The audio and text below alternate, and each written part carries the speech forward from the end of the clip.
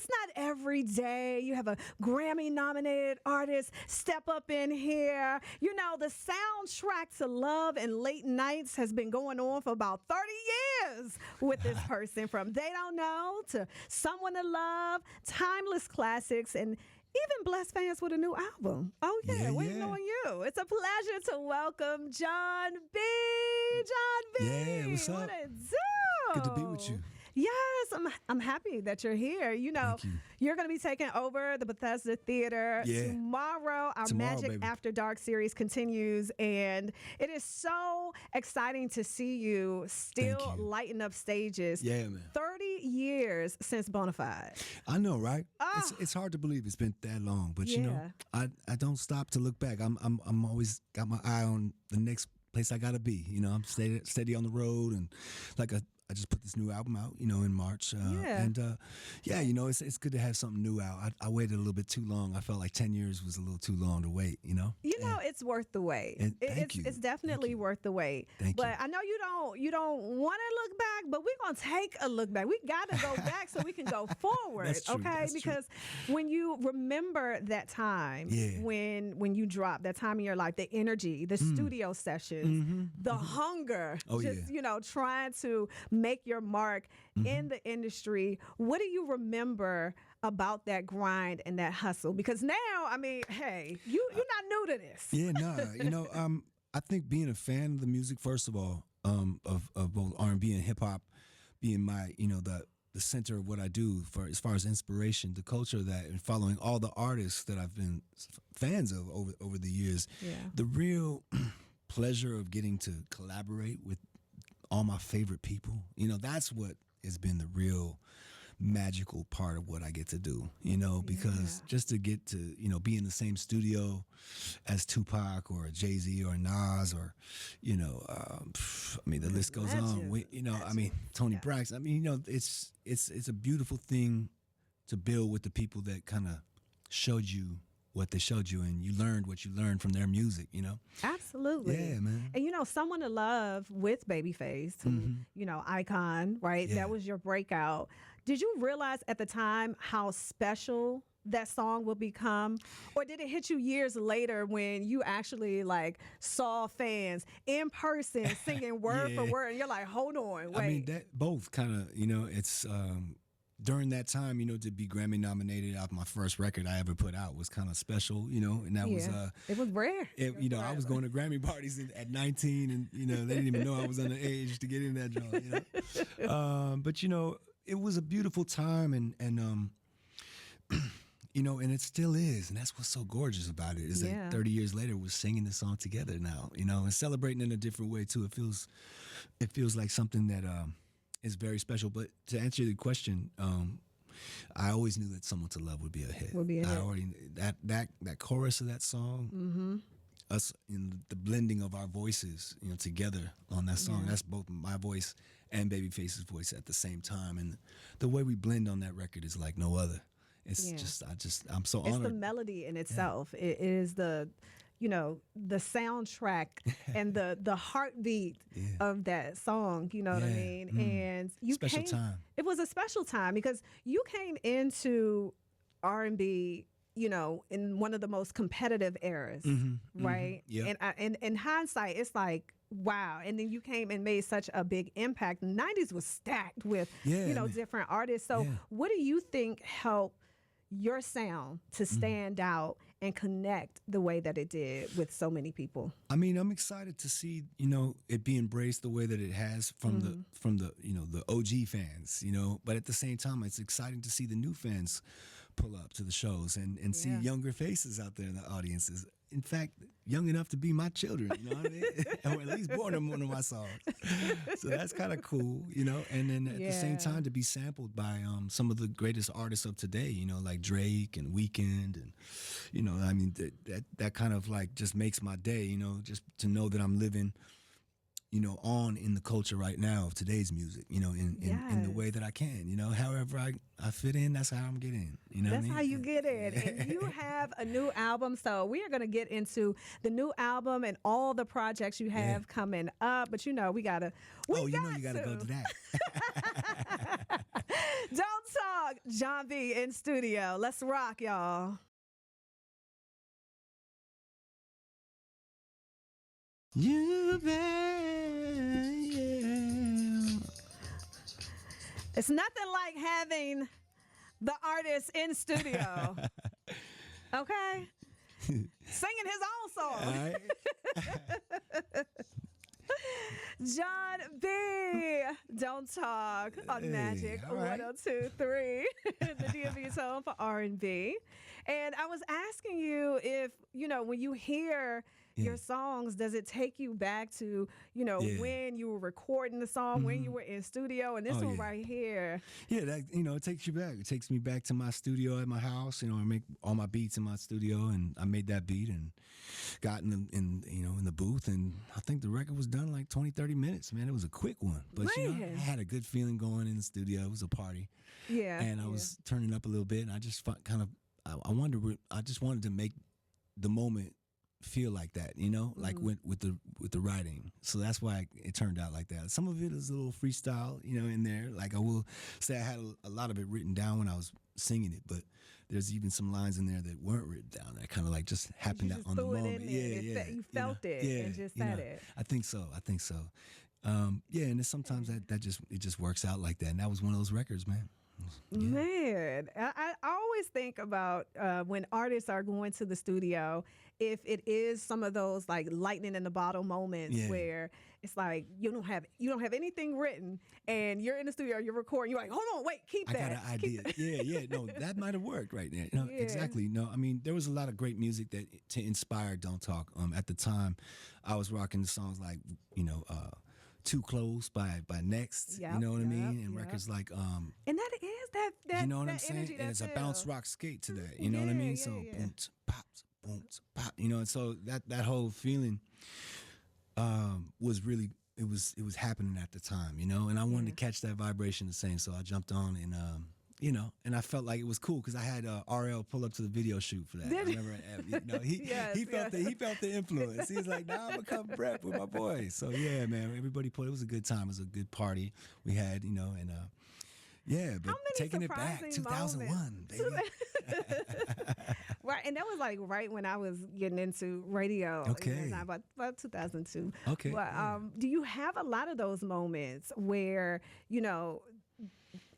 now it's like a huge story? Back then, it was like in the moment. Yeah. It's like, oh, that's such and such. Or, but now it makes such a great story. Like, wow, I was in the room with, or I was in the studio with. Yeah, I mean, it's always a pleasure and an honor to talk about working with Tupac because, he's no longer here to vouch for our collaboration, but Are you still that's down? that's why I gotta hold it down, you know what I mean, and rep that for forever, really. And it's just such an honor to have that in part of my my music. And everybody knows that's a story that don't get old. Have a Tupac, you know what I mean? Record in their catalog. And that's a huge honor for me. And it's not that I want to name drop or do any of that.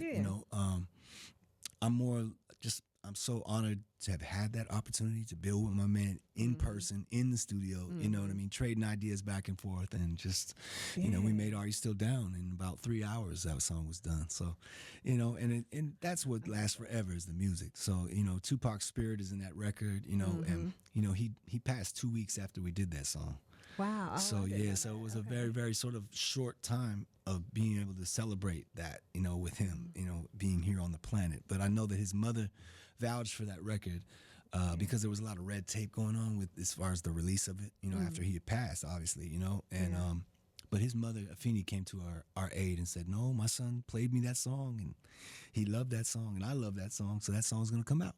Yeah, that's a piece. I love that. Yeah, so rest in power to the Shakurs, and to my brother from another, Tupac Shakur, for sure. Yeah, and in timeless classics are songs that you do have, and I already know making this new album, you still had that spirit, that energy. It was like, all right, let's get into this. And we're going to make it grown and sexy as well, because you got Tank on the album, you got Donnell Jones, you got Alex Isley on the album. Rick Ross is on the album too as well. Rick Ross on there. So how did these collaborations come together? Did you already know who you wanted to work with? Yeah, I did. I had been wanting to work with Rick Ross for a long time.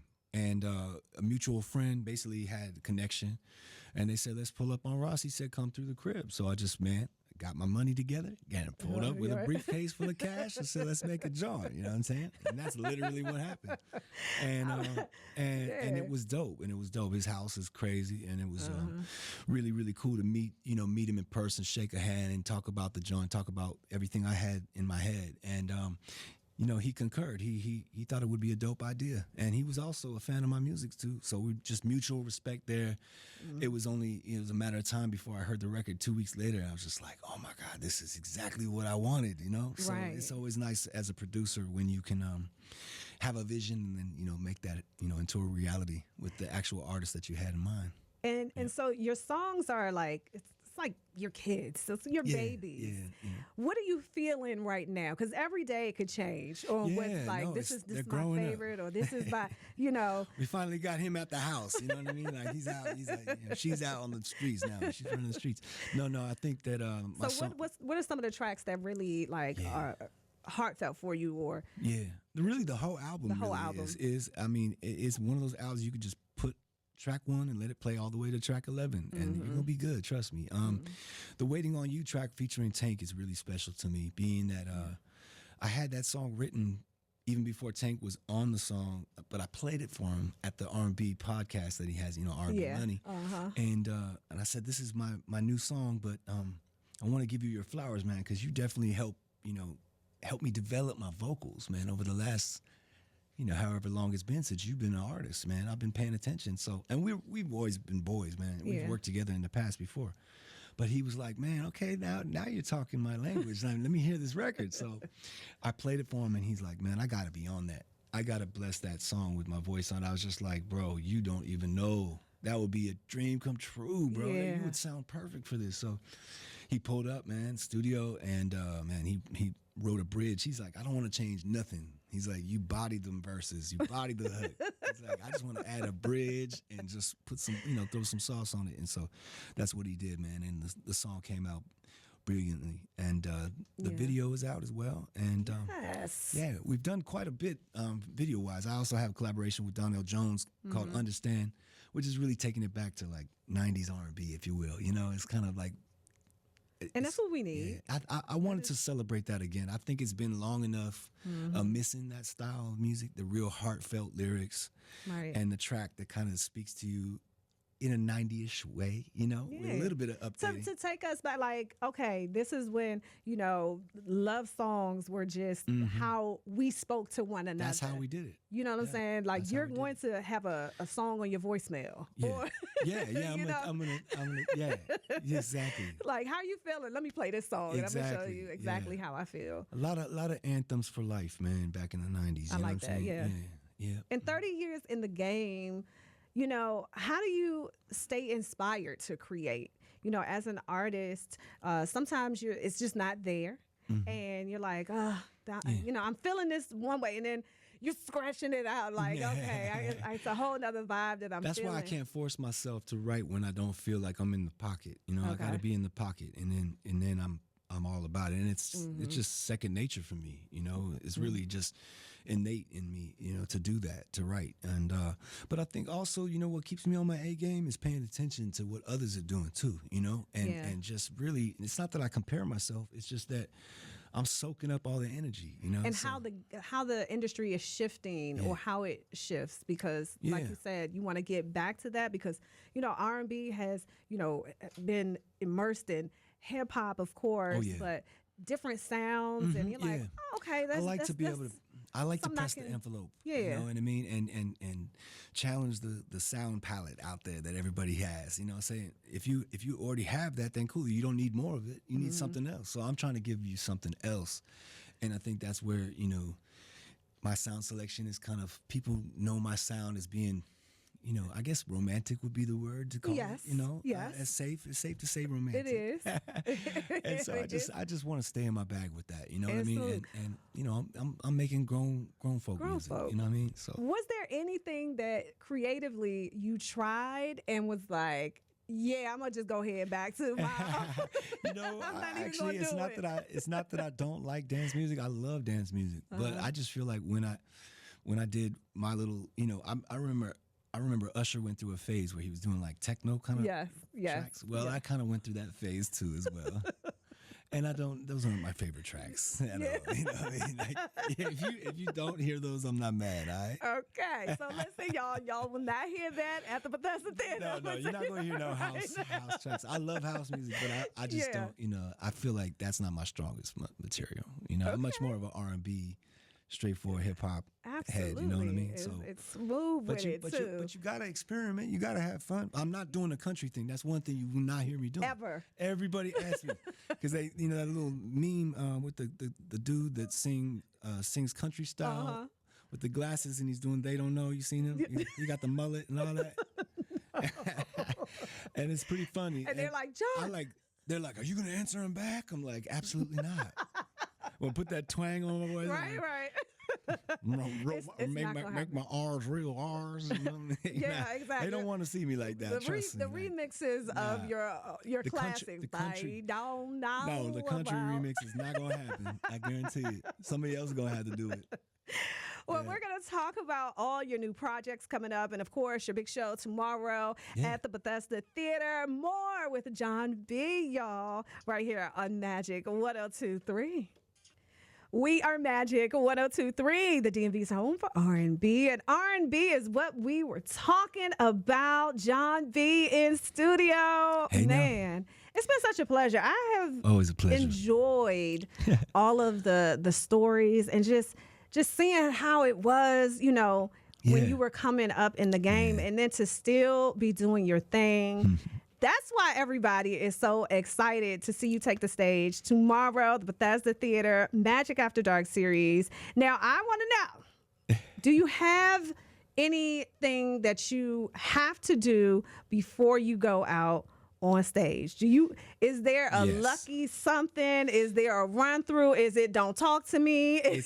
I'm getting my mind together. Warm up. You sing. See, that's a professional right there. I'm back y'all there doing my scales and lip trills and trying to keep my vocal cords warm. So I'm like sipping tea and honey and stuff like that. But that's usually my rundown. And I try. Connecting with the fans. Yeah, exactly. I try not to get nervous in the sense of being nervous like I might not do well. I'm nervous because I want to go out there and rock it. I mean, I guess the right word to call it would be anxious. I get anxious to get out there. Just ready to get out there. You just want to go. Because it's such a different energy. And I know for the DMV, when we love an artist, you're going to feel trust that me. love. I know and about that energy is going to connect instantly. I know about that DMV love, So let's get it. Tomorrow it's on. I'm going to take you back through the albums. We got 10 now to go through. So we got a lot of material, man. It's going to be a nice couple of shows we're going to do. So not many 2 sets. Artists can say that. I mean, can you know say what? that they have 10 albums. Yeah, it's a wonderful thing to do now. And 10 is a great number. Yeah. I think that this is a very special album for me. I'm really proud of this one. I will say, people check it out, man. It's called Waiting on You.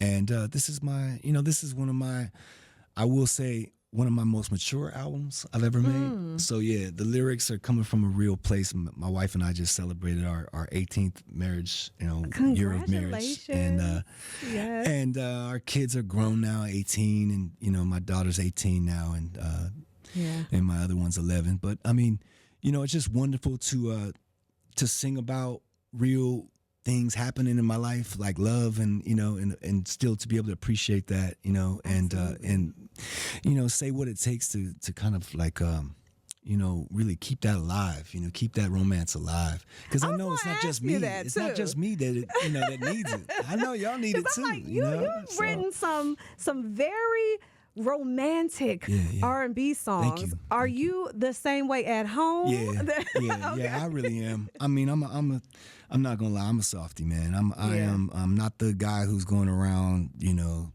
telling people what to do and ordering people around and stuff like that. I'm the one who's getting told what to do, and she's ordering me around. All right, and and I'm a hands-on dad.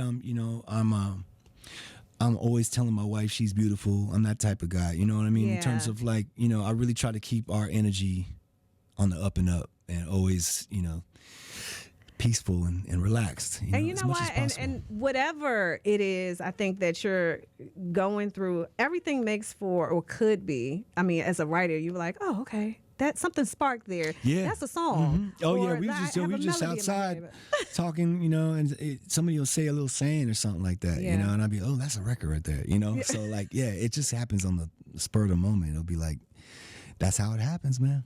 A true artist indeed. What's your favorite part about connecting with your audience live? Is it hearing them sing every word? Is it seeing couples get a little closer? Yeah, somebody grabs someone's hand, I mean, all of that. That's like special. When I will say, when the fellas are really feeling it, then the ladies kind of like even feel it even more. But I mean, the ladies got to be out there feeling it, because if they're not out there, then I don't have my core, my audience, because it's all about the ladies.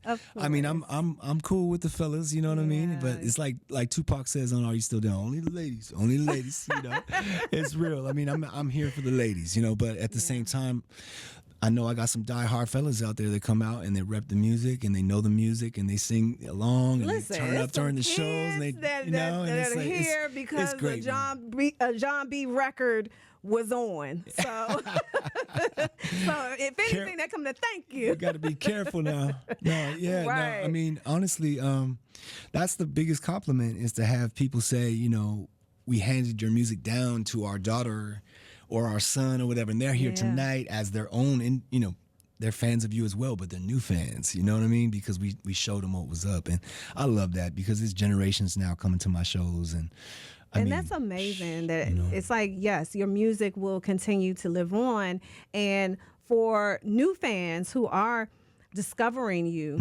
through this album right here, what's that one song from Waiting on You that you would want them to hear first, and why? I would say "Waiting on You," the title track. Yeah. That song really says, I think, how I've matured vocally as well as a songwriter. I think that's a really well-written record.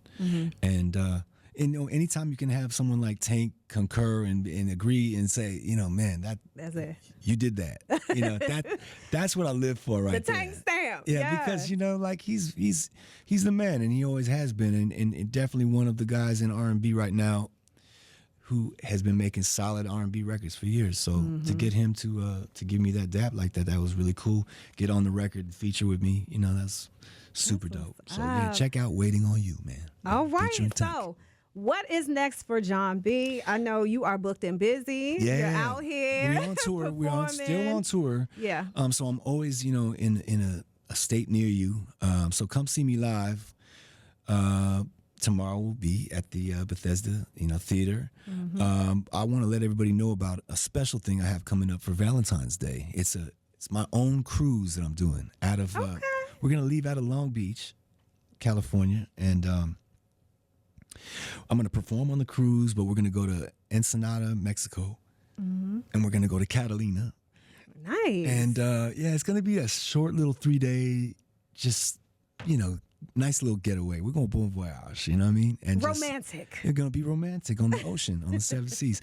And it's also, the 30th anniversary of, my first album. That's right. And so we got a lot to celebrate. The new album being out. We're going to play the new album on the 7 seas and watch the sun go down, all right? So I want everybody to go to upcloseandpersonalcruise.com. and reserve your cabins right now, man. Get it now while they still got them, y'all, because they're gonna sell out fast. So if you want to do some grown and sexy, something romantic for your girl or for your guy, and come join us, all right? And finally, for your day one fans who have been rocking with you since Bonafide, what do you want to say to them after 30 years of love and just loyalty? I would just say thank you from the bottom of my heart. I always knew that there was someone out there listening, and I'm just glad that it's you, and I welcome you to continue the journey with me. I'm not going to let you down. I'm just going to keep loving on you. Keep loving on me back, and we good. Yes, Jon B. Let everyone know where they can follow you on social media. Oh, man, I'm official Jon B. You heard? Official Jon B on all social media platforms. Yeah. And new album, once again, Waiting on You. It's out. Out now, y'all. Yeah. Stream it, download it, vibe to it. Let's get Catch him live tomorrow at the Bethesda Theater. Magic After Dark. You already know. Yeah. They know. They don't know, but now they don't know, but now they know. Jon B, we love you. Thank you so much. Love you back. Thank you.